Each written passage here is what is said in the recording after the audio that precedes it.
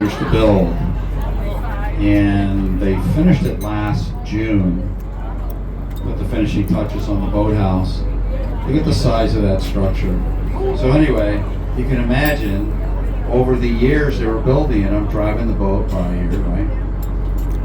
And I'm thinking they're building a nursing home or something. I mean, it's like, look at the size of that. So finally, somebody in the home office caught wind that I was mentioning, well, I think they're building a nursing home. Well, I was told, don't say that because it's not a nursing home. That is a single family dwelling. Yeah, it's pretty amazing. Yeah. So somebody asked, who lives there? Well, that's a very good question. Unfortunately, I can't tell you. If I do tell you, I'll have to kill you. Yeah, they just don't want their names mentioned. But maybe when we have a little private conversation, we can talk about it. Maybe come up to the pilot house later and talk about it. So anyway, I can give you a little history on the property though. It's kind of interesting.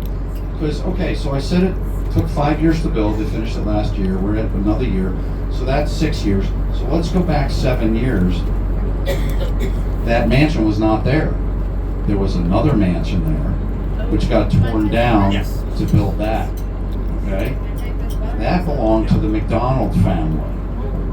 And the McDonalds were made famous by a very famous couple that came to visit them and stay on the lake for 10 days. That was Bill and Hillary Clinton in 1989. So they stayed at that property with the McDonald's. So obviously they were not made famous by E-I-E-I-O. It was the Clintons. So then another piece of history on that property, very interesting. Let's go back 100 years more, back in like 1880s, right? Now there was a small house there, and it was lived in by a fellow named John Wilkinson.